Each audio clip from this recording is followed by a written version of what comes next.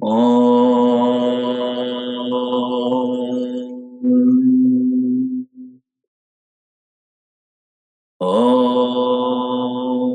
Sahana Vavatu Sahana Bhunaktu Saha Viryam Karavavahai Tejasvinavaditamastu Ma Vidvishavahai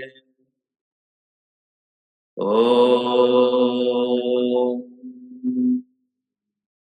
Shanti Shanti Shanti.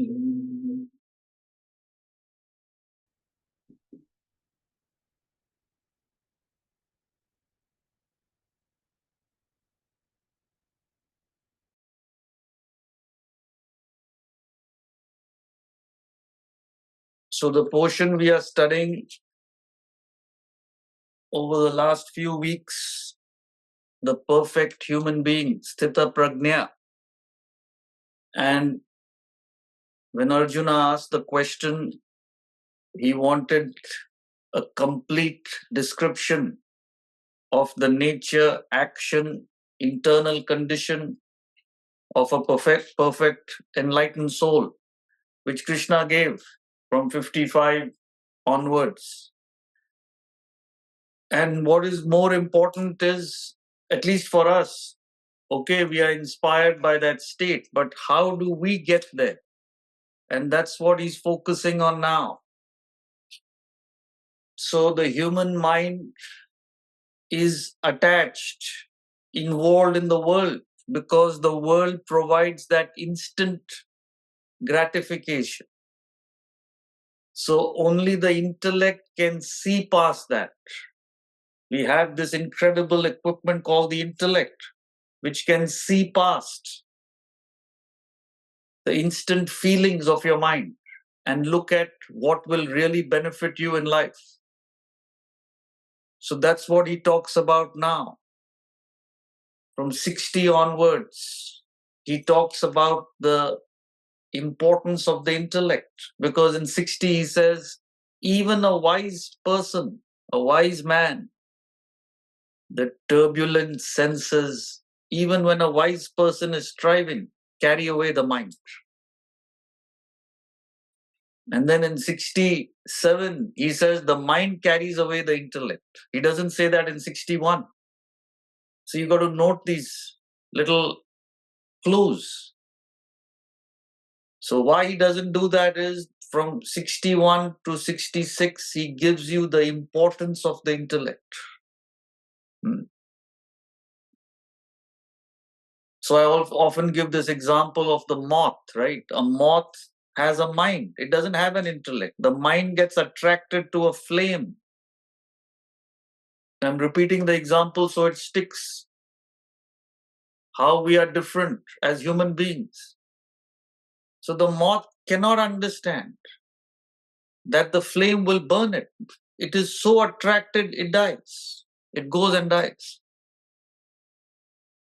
Your mind is attracted to going into a fire, however attractive it is, your intellect understands. You cannot do that. You're protected. But if you see the human being everywhere, there is no intellect functioning. So everybody is obsessed by the attraction of the mind. And they literally destroy themselves. It's a question of, like a drug addict will do it immediately. Another person will take time, but it's just a question of time. It's when, it's not if, that your mind will overpower you with its attachments, desires, and expectations and leave you miserable. So, whole world is suffering. The people who are in charge of the world themselves are suffering. Now, what can you say? Because there's no intellect at all. So in 62 and 63, which we started last time, right? He gives that ladder of fall. how the whole thing starts. How does it start? It starts with that one thought. And our mind is constantly generating thoughts after thoughts after thoughts. And one thought is enough to destroy you. And that's what you have to understand. So the intellect has to be applied at all times and carry you all the way to enlightenment. That's the whole crux of this philosophy. Because you are seeking that self. What you want is that infinite, complete, blissful state. And only the intellect can take you there. Right? Yeah. So before we get into that, I can see, question, Minal.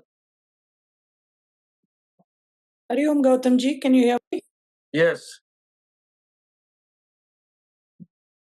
Yeah, sorry. Hari Om Gautam ji. My question is on verse 60. In the e-learning, on that verse, Swamiji said, intellect must be carefully preserved to safeguard the personality. How do we carefully preserve the current whatever percent intellect that we have and grow it more? No, growing it more is quite simple. You have to exercise it, which is done in the early hours of the morning, right? Which those of you who are serious, I've told you, if you really want to grow your intellect, the only time it can be done is early in the morning, 5 to 6 a.m. latest. If you want to bargain, okay, 5:30. Now, beyond that, better to wait till the next life. So early in the morning, you have to study this knowledge. There's an order of books given, and there's a e-learning course which my guru has all the knowledge of these books. He's explained it in his own words. So that will grow your intellect, nothing else. Really, because you need guidance. You need to know how to exercise it. But what you're saying is important. Whatever intellect you have needs to be preserved. The only way you can preserve whatever spiritual growth you have achieved is by making sure you don't get into environments where you lose yourself. So if you feel the right company is not there and you lose yourself in materiality and sensuality, you should stay away from that company. So you have to preserve, right? Because what dissipates your energy is the uncontrolled mind. So anything that flares up the mind, you must learn to withdraw from. It's very important in the spiritual field. So otherwise, what will happen is you're taking one step forward and two steps back, right? You grow yourself and then dissipate that energy. So the right company is important. And secondly, in terms of your action, you have to try and be as less selfish as possible throughout the day. Look in terms of how you can be of help to others rather than what the world can do for you. So these are the ways to safeguard whatever intellect you have. Otherwise, it's like you have a wound and you give it a nice dressing and bandage every morning. And then throughout the day, you're scratching that wound. It's not going to heal. That's what happens. So grow the intellect. Try and be of service, sacrifice in life, and stay away from those environments and situations which draw you back into a lower frequency, which you believe is not conducive. That's not for me to say. And some of you may not believe this, but as a something to help you, it's not going to cause you. But what you put inside yourself also makes a difference. So if you see all carnivores, if you see any animal that eats other animals, its mind by nature cannot be controlled. Whether it's a tiger or a lion or even a lizard. You see a lizard, you go near it, it'll run for its life. All the time agitated, ferocious. And you see any herbivore, even if they are far stronger than any carnivore, like an elephant, you take care of 10 lions, or a horse or a bull, huge, powerful animals, easily they can be controlled. Mind. So if you want to gain a control over your mind, see what you're putting inside yourself.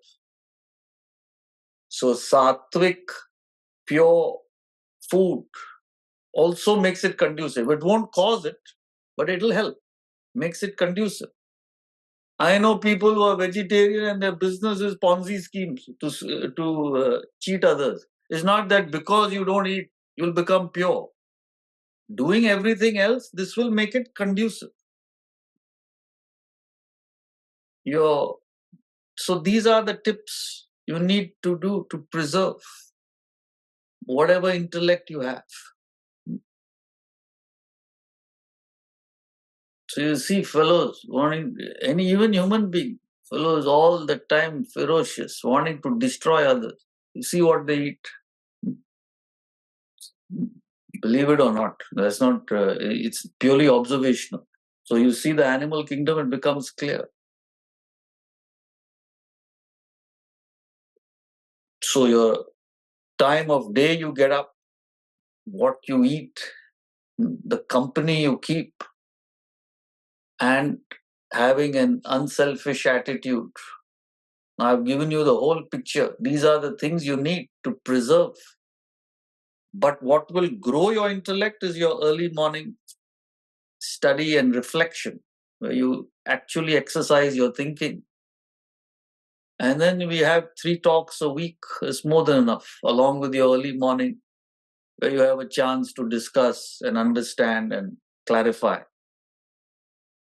Beyond that, you can't do much. That's the best you can do. So look into your environment.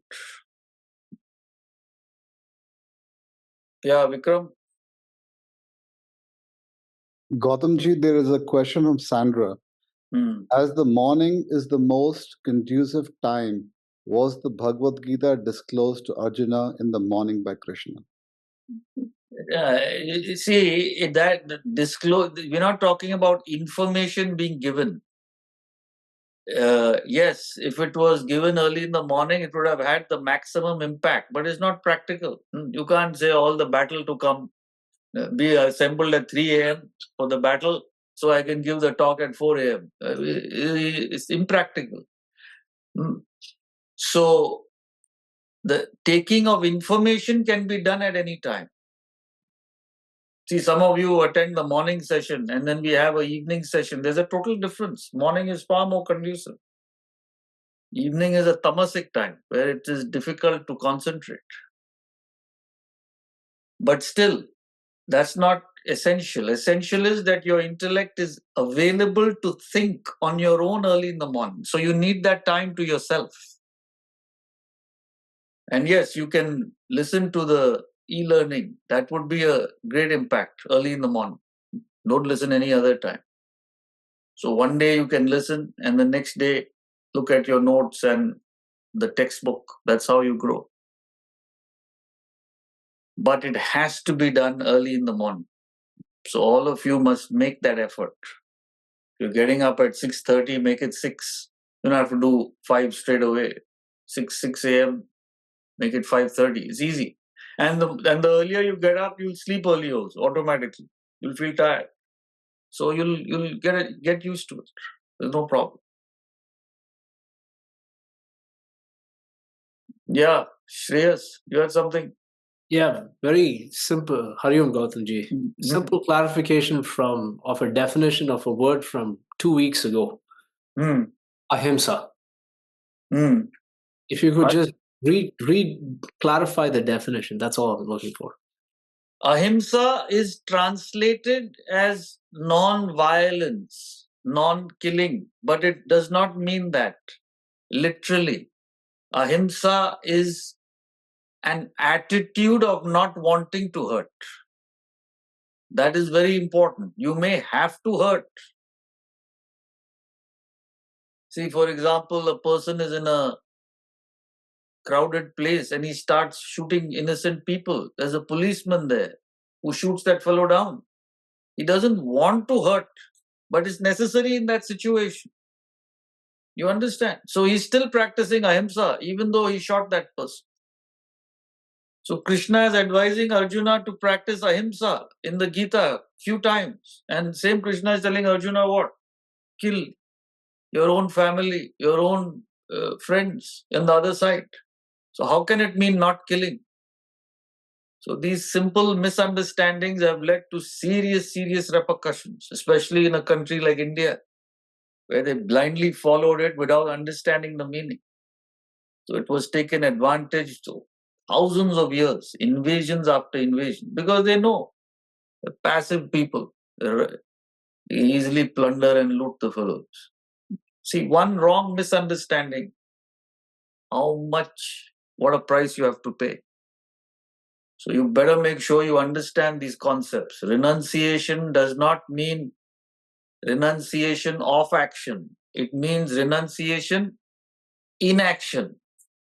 You must renounce your ego and selfishness in your action, not action. Action you have to do. Now you renounce action, you're gone. You understand? So the misunderstandings of these things, renunciation, ahimsa, the caste system, completely misunderstood as a birth-based system rather than a nature.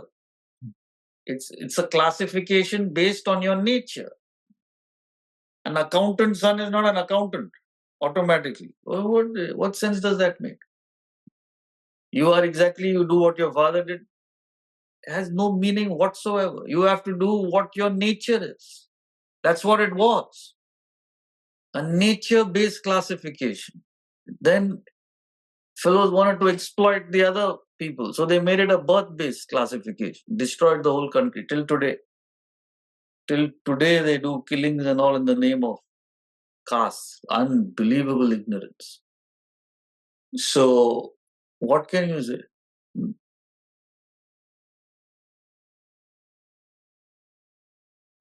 So these three things, misunderstanding has destroyed the country for thousands of years. So at least you don't make that mistake. Understand the knowledge as it's supposed to be. You'll be fine. So ahimsa, renunciation, caste system, karma, fourth thing. Now that we are on it, I'm on a roll. Karma. Whatever will happen, will happen. So don't do anything. Whatever will happen. So don't educate yourself. If you have to get a degree, you'll get it. Why go to school? It's like saying that. I mean, how dumb can anybody be? Right? So, karma, your past actions create your present, but your present creates your future. So better start acting. Whatever will happen, happen. So, these four things I'm telling you, all of you should know, because people often tell me, especially Westerners ask me, look at this knowledge, how incredible it is. And what is the condition of your country? They tell me. And they're not wrong. Why is it not followed at all? Why? That's why I tell them. Four things: misunderstanding, non-violence, renunciation, the caste system, and karma, action. That's it. You take away these four misunderstandings, the whole thing will stand up on its own. Brilliant. And all four are very important concepts. It's not that they're not.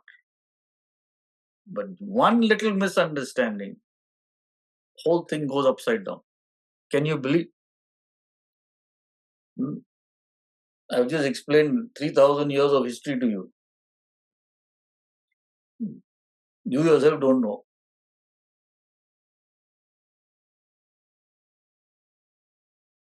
So that's why it's very important to understand all this as it's supposed to be. Thank you.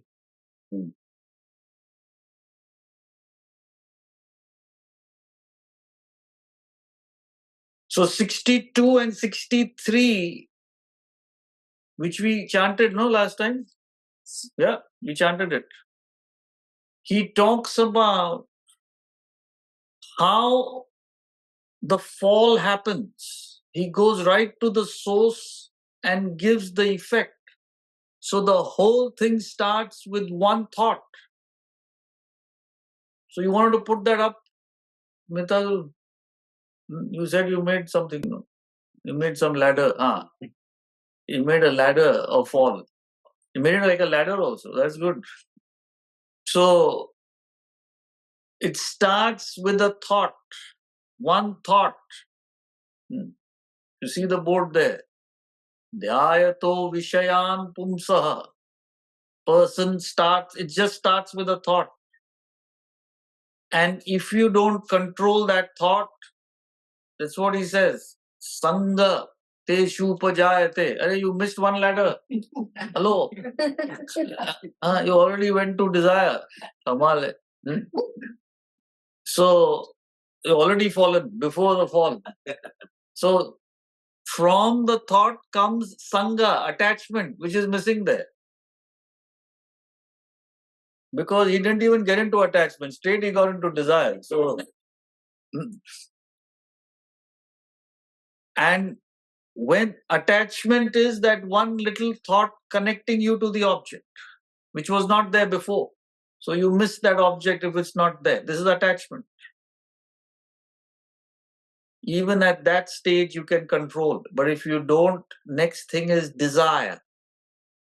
Sangat sanjayate kamaha. And once it becomes a desire, you're enslaved by it. And there are a host of emotions that arise out of the parent desire, which is represented by anger here. It doesn't mean only anger. So when a desire is interrupted, you get angry at the object which interrupts your desire. You can't get angry without a desire. Person has more than your desire, you get jealous. Person has less, you become arrogant.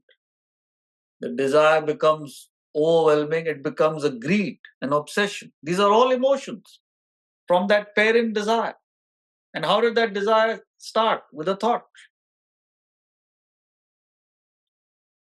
And you still don't control, he says, confusion of memory. Krodhat bhavati sammoha. Confused, deluded.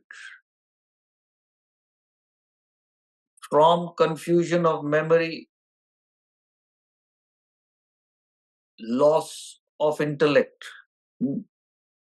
Even this you made a mistake. Confusion, loss of memory is the same. Confusion of memory, loss of intellect. And loss of intellect, you're gone. Then you don't know what you're doing. So in Shakespeare's tragedies, for example, highly philosophical. One of the things we even show at the academy during the course, even in our retreats here, we show some of the Shakespeare's tragedies, movies, because they beautifully explain what happens. So in Macbeth, for example, what happened? So Macbeth and his friend, they're Banquo, they're both noblemen of Scotland. And they have been sent by their king Duncan to quell a rebellion by one of the other noblemen, And they defeat that other rebel, and they're, riding back on horseback back to their kingdoms. And they see some witches in a cave, and they're very attracted to it. And the witches say, all hail Macbeth, hail to thee, the Thane of Glamis. Glamis is the state which he's in charge. And then the second which says, all hail Macbeth, hail to thee, the Thane of Cawdor. Cawdor is that state which they've just defeated, the rebellious state. And Macbeth is not given that title. But the witches say you are that. And the third witch says, all hail Macbeth, hail to thee that shalt be king thereafter. You'll be king. And Banco also they say, you won't be king, but you'll have the line of kings, etc., etc. So they're mad women. And they're riding back, And the thought starts in Macbeth. And he talks to Banco. Banco says it's all madness, just forget about it. And they go back, and Macbeth is actually given the Thane of Cawdor, the title by the king for defeating that rebel. He's given his title. And the whole thing spirals until he murders Duncan, the king, and becomes king. And after that is the fall. He's tormented by desires and guilt. He comes out of that room and says, I've murdered sleep. He never sleeps after that.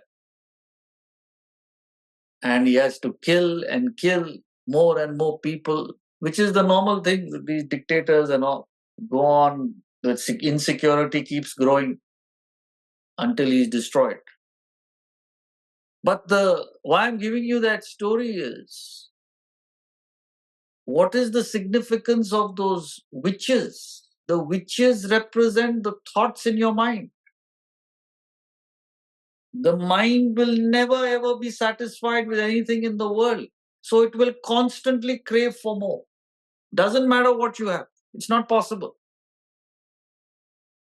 Because remember, I told you, your real nature is infinite. Nothing finite can satisfy it.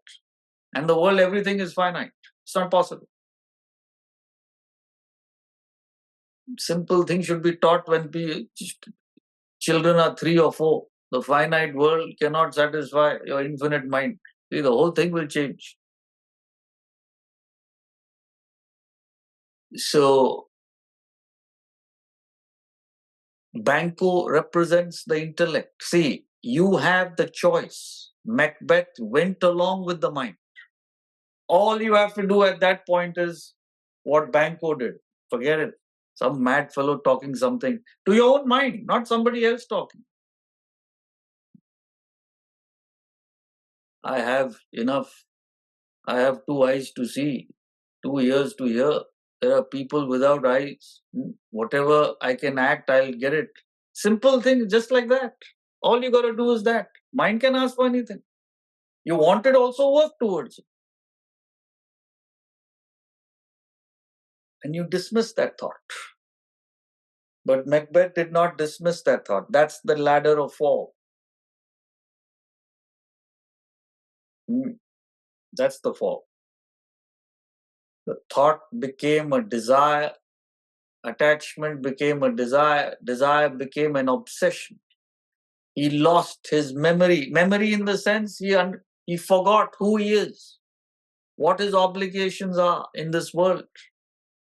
Once that happens, you're gone. So every day you hear people educated in the best universities, best this, the best that. What happened? Only one fellow in jail, one fellow house arrest, one fellow here, one this, one that, one ran away, one. Incredible. So, the only thing that will protect you is your intellect. So make sure you use it. Dismiss that thought. Once you can dismiss the thought, you're a king. Literally, you're the king.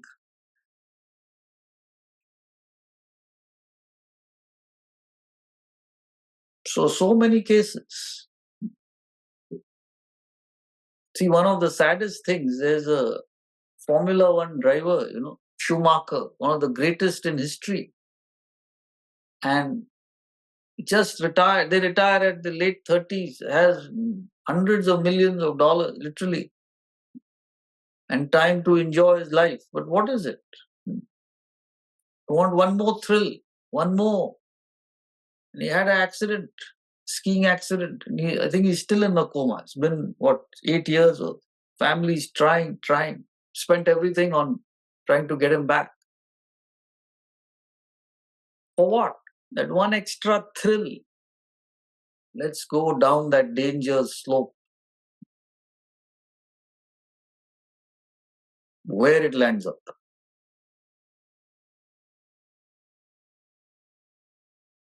So in your own way, you have to understand, whatever is that which agitates you in life, you got to go back. Where does it start? One thought.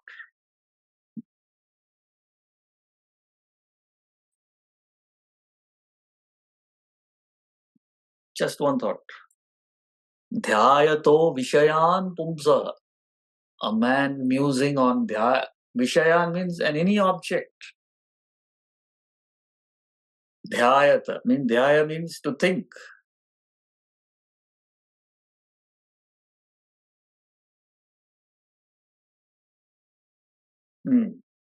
Yeah. Hindu.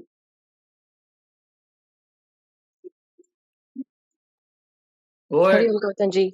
Hari Om. My question is, in the ladder of the fall, where does ego and vasana factor in? Ego, vasanas are just thoughts. Vasana means the unmanifest thoughts. So vasana manifests as a thought. And ego is one expression of thought. You have a fat ego, means lots of thoughts upon yourself. That's all. What is it? Me and mine.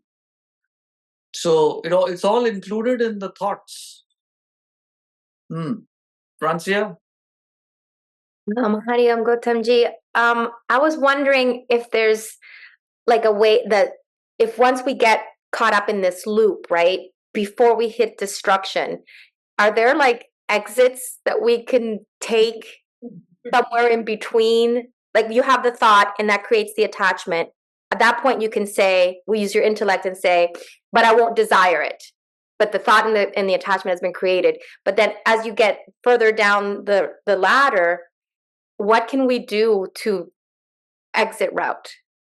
See, once it becomes a desire, you are gripped by it. That's the problem. The intellect is not able to control it, right? So what you have to do temporarily is to withdraw from that environment, which is fanning that desire. You understand? Yes. So if something is bothering you, see, for example, you had a relationship. It's simple because somebody asked me the other day, and you decided to get out of it, and that attachment is still there. Now, why do you hang around? You understand? Casually also, it should be cut. That's it. Because then if you don't, that thought will keep on bothering you and poking at you. So it could be anything. It could be a person. It could be an object. So alcohol, for example, you got a problem with. You just have to go. That's it. Done with it. And the minute you go into a conducive environment, again, you'll fall. This is the problem. So you got to be, at the time it's become a desire or an obsession, is very difficult. So that's why he's saying you got to make sure you put in the effort before it does that. But you're right. Most people have no clue. So they're already totally immersed in it before they know what's happening. It's too late. So temporarily, you have to withdraw from the environment completely and then slowly strengthen your intellect with knowledge. So anything you feel is not conducive, like I was saying in the beginning, you need to make that effort to withdraw. However uncomfortable it is in the beginning, you have to go through that. So all of us must remember, we have been indiscriminately constantly entertaining all kinds of thoughts in the past. You have to pay the price for it now. There's no way out. Kabira says that, right? Karni kiya to kyun kiya to kyun pachtaye, boya ped babul ka, aam kahan se khaye. Said you did what you did, now why are you regretting? You sowed the seeds of a bitter babul. Babul is a bitter fruit, and you want to eat a mango. You sowed the seeds of a bitter tree, you planted it, you watered it, and now you say, why mango is not coming? It's exactly like that inside you, the mind. You have created these thoughts and attachments. So now to undo them, you got to put in the effort, right? So at least don't provoke it. Don't flare it up unnecessarily. Stay away till you're strong enough to handle it.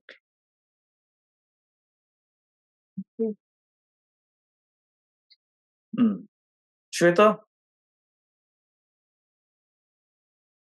Hariom Gatanji. So my question is, like you said, at the point where you can choose not to go along with your desire, isn't the intellect the faculty that directs us to do that or to withdraw? Why does this ladder say that the loss of intellect is at the very end? He's saying if you don't use your intellect, what happens? The thought becomes a attachment, desire, emotion, delusion, and your intellect is gone. So when it becomes a delusion, there is absolutely no redemption. That's what he's trying to say. You're so obsessed by it that the intellect is completely gone. Buddhi nashat pranashyati. Till that point, before the intellect is gone, like I was just telling Francia also, if you withdraw from the environment, whatever intellect is left can come back and help you. But once it goes to an obsession, where you've lost total sense of right or wrong or your place and position in life, then you're gone. You're destroyed. That's what happened to Macbeth. That's what happened to Ravana, you see in the Ramayana. How many people advised him? Now, why do you want to provoke another man and kidnap his wife when you have all the wives you want? He had a harem.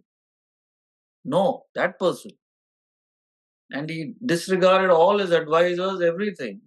And he got obsessed. Finished. Then you're gone. That's what undid him. So it's a question of time. Yes, Vasu. Gautamji, so the temporary withdrawal that you spoke about, right, will that only work for a certain period of time? Will the desire eventually come back in full force? Or, I just want to understand the reason. It will, the desire is not going anywhere, but it will not be in full force if the environment is not conducive. So that gives you a window to work on yourself and strengthen your intellect. But in spite of not having a conducive environment, if that same desire goes on bothering you and you can't do anything, then you're victimized by it. Then you're going to be, so you have to break free somehow. And the only way to do it is to be in a, stay away from that object temporarily. At least that disturbance you can handle. You get it? Yeah. So just a follow-up. So when you say you're victimized by it, right? How do you overcome that? If you're victimized by the desire, what can be done? You can't. You have to build your intellect. That's the only way to overcome a desire. So temporarily, the only thing you can do is stay away. Give an example, then you'll understand. If you have an alcohol problem, you're sitting in a bar, you'll never overcome it. The only time is if you're not in that environment, there's nothing available at home, you can work on yourself at that time. So you have to go through that agitation. Got it? Yes, Umesh. Gautamji, what step of this ladder is Arjuna on? What step is Arjuna on? He is very close to total loss of intellect. That is why he completely collapsed. But it's temporary, because he was temporarily overwhelmed by his emotions.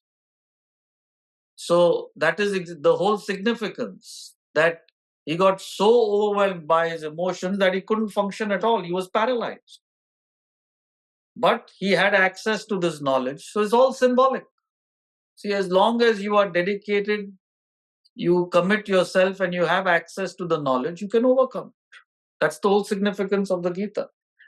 But Arjuna's state is not normally he's overwhelmed by his emotion. It was temporary because he suddenly saw his family and he couldn't handle it.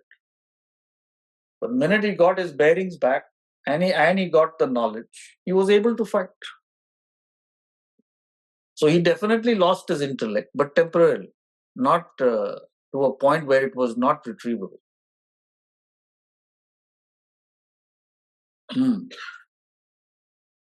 What is it? Yeah. Meena, one more question we'll take before we move on. Hari Om, Gautamji. My question is, when the thought comes and that attachment and then the desire, there is definitely needed self-control. You need to practice self-control so it doesn't go to the fall, right? Is that true? And if that's true, and you don't have self-control at all, if you don't have self-control at all, then you definitely are going to have this fall and you're going to fall for it. So how do you control? Is that saying that you don't have that much capacity, then don't have that intellect? In fact, he's going to talk about it now. 64 talks about the two aspects of self-control. Okay. Which is also important to get a whole picture. So let's do that first. Okay. Thank you. And then we can take up clarification. Yes. 64. Ragadvesha viyuktaistu Vishayanindriyaishcharan Atma Vashyaividheyatma Prasadamadigacchati Ragadvesha viyuktaistu Vishayanindriyaishcharan Atma Vashyaividheyatma Prasadamadigacchati. But the self-controlled man, free from likes and dislikes, moving among objects with his senses under control, attains peace. Another important verse, crucial, because if you notice here, he uses the word self-control 2 times, the same word. So free from likes and dislikes, moving among objects, self-controlled man, free from likes and dislikes, moving amongst the objects with senses under control, attains peace. Prasadam adhigacchati. So, having explained in the previous verse how important it is to practice self-control, here he gives what it means. And the first thing he explains is moving amongst the objects. So, self-control is not self-denial.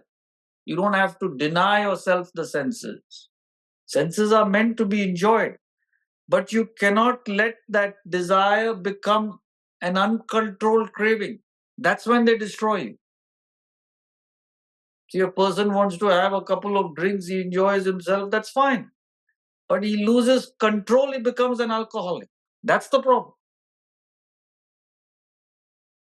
Everybody needs to earn money to make a living. Nothing wrong in making money, but you lose control. It becomes that greed. That greed destroys you for more. Not money. So how do you exactly practice self-control? Number one, raga dvesha viyuktaistu. The mind is nothing but raga dvesha. Raga means likes, dvesha dislikes. So the mind is constantly generating likes and dislikes. And if you, why I'm telling you this is a good exercise. Next time you're in a social gathering, just keep quiet. First of all, that itself is impossible. But if you can try, just keep quiet for a little while amongst others and just see what they're talking. Not to judge or criticize, just to analyze. Every statement is, oh, I liked that restaurant. Oh, I didn't like that town. I liked that person. I couldn't stand that other person. I, and what I like and what I don't like. This is the world. You see, no statement there will be any objectivity of a fact being said. I like this, I don't like that. I like this, I don't like that. So the whole world is nothing. In fact, each person is nothing but a bundle of likes and dislikes. Now, Vedanta is not saying you should not do what you like or do what you don't like. Vedanta is saying they should not propel your action. What should propel your action is your intellectual analysis of what ought to be done.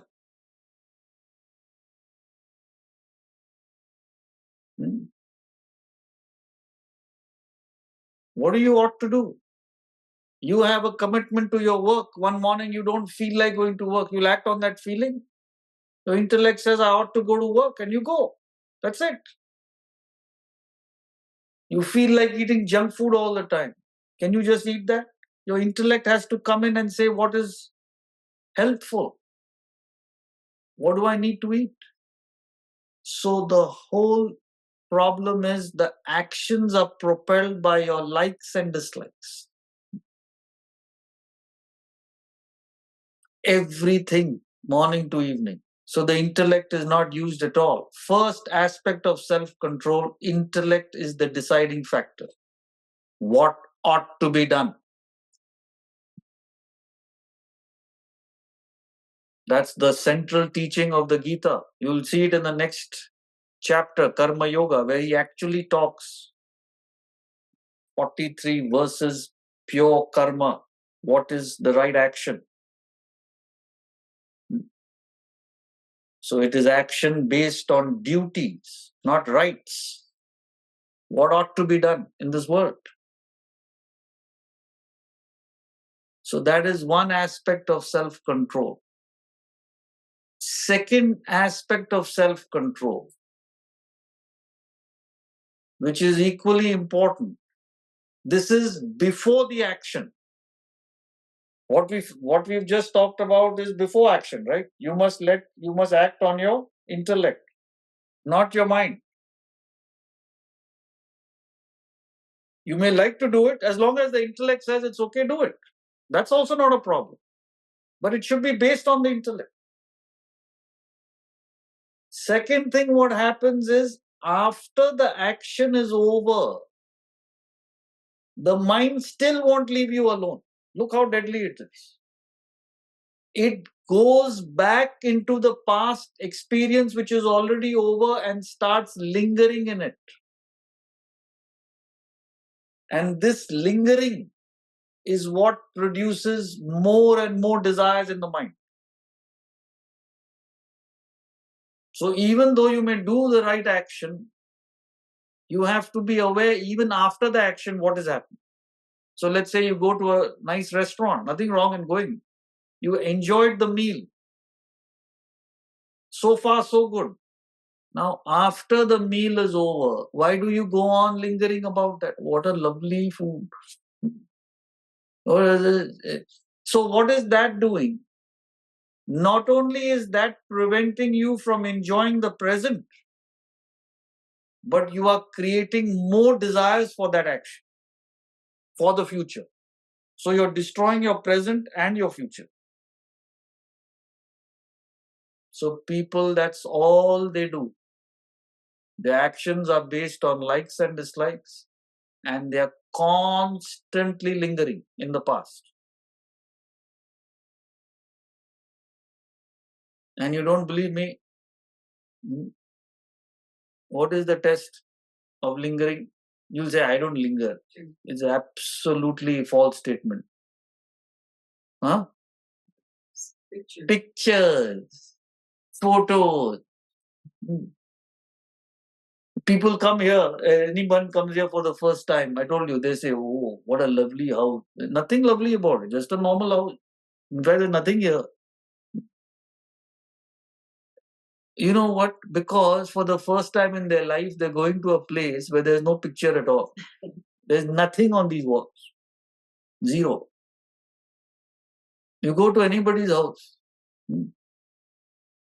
When I say this, no, next time all the backgrounds will be blurred. Pictures after pictures. First of all, it's a torture to see that couple itself. I have to go to their house. And then to see them when they were, when you walk in when they were 20 and 25.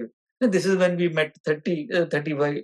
Then that one product comes out, the child. Then second product, third, whole house. Then parents, grandparents also. He is the one who started that, our family. I said, how sad. I wish he had stopped. The world would have been saved. And pictures after pictures. Okay, what are you doing with that? Lingering in the past. Creating more and more desires for the same. And now, with technology, deadly. Because now, not only do you have to, first at least it was one picture. Now the frames have a picture, you know what? On a loop. Slideshow. Can you believe this? So, whole thing is, the whole world is geared. Selfie. It's like a selfie. And then they'll put that selfie on that social media, and then all the other clowns with nothing else to do, they'll comment on it because they want you to also comment when they put it. That's all. The business. See my family. Nobody wants to see your family. They're only commenting because they want you to see their family when they put it. It's like you wear something, you pay so much time, attention to wear something for the social wedding, or who looking at you? Just as you want them to look at you, they want you to look at them. So with the result, nobody looking at anybody. What did you buy it for? Trust me, you go in a casual track pant also, they won't notice because they just want you to look at them. What is it? Red tie. Red carpet. All surrounded by mad people. Now what can I do? Today we are having this function, then we are going for that. Lingering. So your whole life is going with likes and dislikes and reliving the dead past.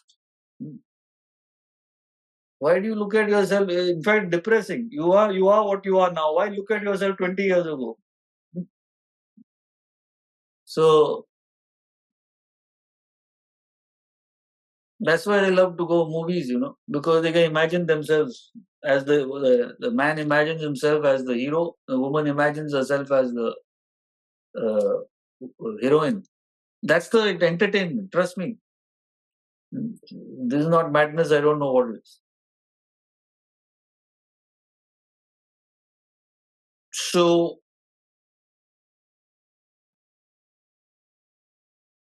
You may say, what's your problem? Your mind is agitated all the time because you're constantly generating more desires. And all unfulfilled desires lead to sorrow. Sorrow is nothing but unfulfilled desires of the mind. So everything you do, if you go along with likes and dislikes, you're creating more desire. If you linger in the past, you're creating more desire. So what should you do? With an intellect, you set a higher goal in life and not let your likes and dislikes interfere with that. You will reduce your existing desires. That's how you grow spiritually. Prasadam adhigacchati. That is how you gain real peace in this world. There's no other way. Your mind is peaceful, doing whatever ought to be done in the present. It's the highest peace. When you're in the present, doing what ought to be done at that moment. There's no lingering in the past. There's no anxiety about the future. There's just the moment. That's it. That is peace. And in 65, he says, the more your mind is peaceful with this, the more your intellect becomes available. And the more your intellect becomes available, the more you become peaceful. So it is literally becomes a self-fulfilling. It's like going on autopilot, The more you use your intellect, the more peaceful your mind becomes. The more peaceful your mind becomes, the easier it is to apply your intellect more. So you just go straight towards your spiritual goal in life. Otherwise, you're constantly tormented. By what? Your own mind. John Milton says, the mind is its own place. It makes a heaven out of hell, a hell out of heaven. So heaven and hell are not in the outside world. They are just states of your mind. And that's what he's saying here. In 62 and 63, he talked about what is hell, how it happens. In 64 and 65, he talks about what is heaven. So just doing what ought to be done, not letting your mind get into the past. It's done. Past is over. It's finished. You learn from it. That's about it. Beyond that, you have nothing to do with. I know people who spend their lives literally lingering over the past. They used to have money in the past. Oh, you know what? What does that do now? You lost it all. Now what should you do? That they won't do. They'll go on lingering.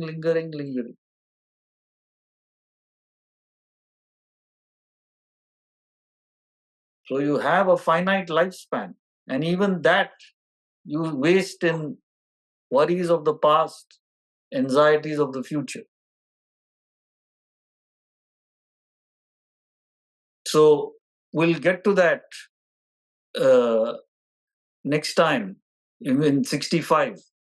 And then we can take up. I know the questions are there. We'll take them up. If you have anything pressing, you can email us and I'll take them up in the Wednesday Q&A session, right? You can send them in. So we'll meet on Wednesday. Otherwise, next week. Hari Om.